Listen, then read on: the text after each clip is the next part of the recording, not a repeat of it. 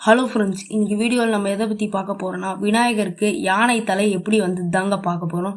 சரி வாங்க வீடியோக்குள்ளே போகலாம்.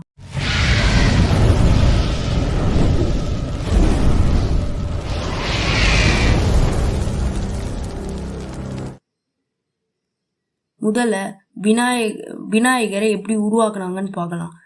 பார்வதி தேவி அவங்களோட மஞ்சளால ஒரு பாலகனை உருவாக்கி நீ எப்பயுமே என் கூடயே இருக்கணும் அப்படின்னு வந்து கேட்குறாங்க. அந்த பாலகனும் சரின்னு ஒத்துக்கிறாங்க. அதுக்கப்புறம் பார்வதி தேவி குளிக்க போறாங்க. அப்ப அந்த பாலன்கிட்ட ஒன்று சொல்லிட்டு போறாங்க.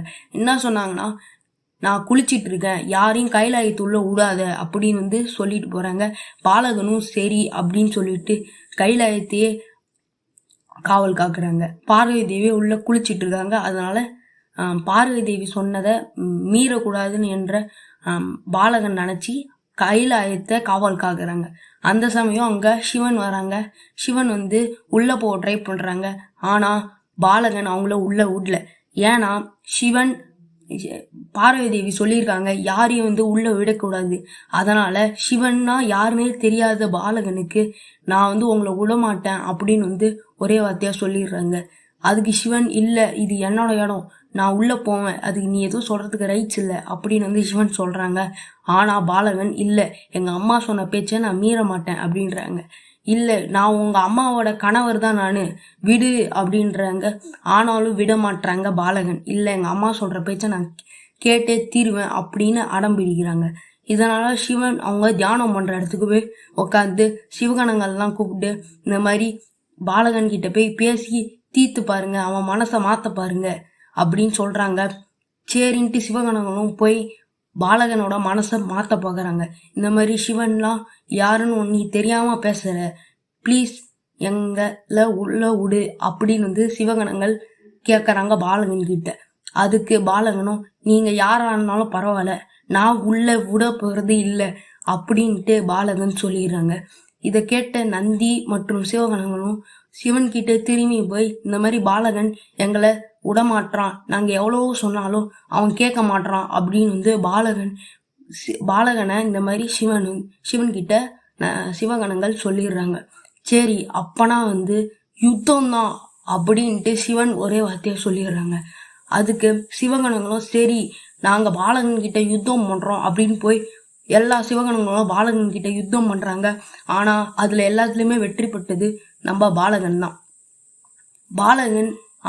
பாலகன் தான் வந்து எல்லா வெற்றி பெற்றான்.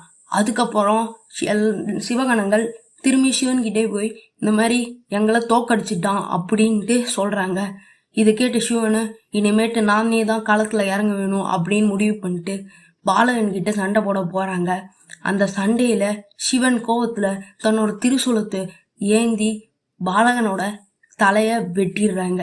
இது எதுவுமே தெரியாத பார்வதி தேவி வெளியில வந்து பார்க்கும்போது தன்னோட மகன் உயிரை விட்டு தலை வெட்டி கிடக்கிறத பார்த்து ரொம்ப கோபம் அடைஞ்சி யார் என் பையனோட தலைய வெட்டினா அப்படின்னு கோபத்தோட கேக்குறாங்க.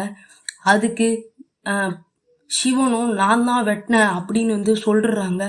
என்னடா இப்படி ஆயிடுச்சு அப்படின்னு சிவன் ரொம்ப சோகத்துல யோசிக்கிறாங்க. இது பார்வதி தேவியோட பையன் எனக்கு தெரியாது, அதனால நான் மன்னிச்சிரு அப்படின்னு வந்து சொல்றாங்க. ஆனா பார்வதி தேவிக்கு கோபம் ஆறல.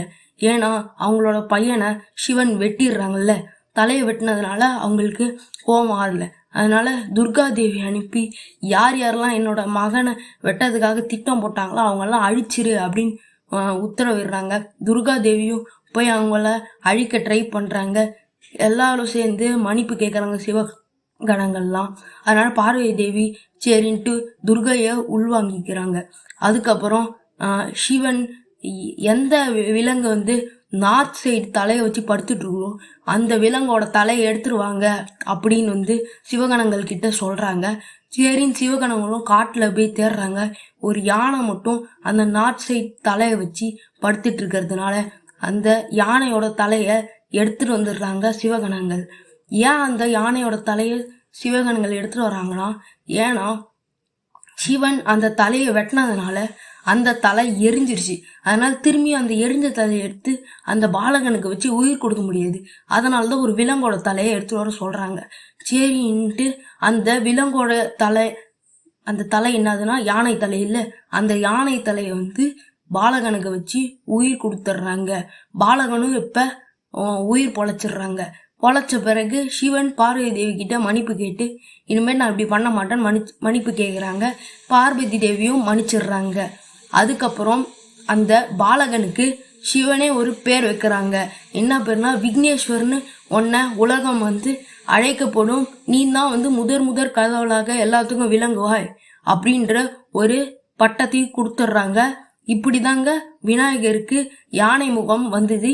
இந்த வீடியோ பிடிச்சிருந்துச்சுன்னா மறக்காம நம்ம வீடியோ லைக் பண்ணிட்டு நம்ம சேனலை மறக்காம சப்ஸ்கிரைப் பண்றேங்க. தேங்க்யூ.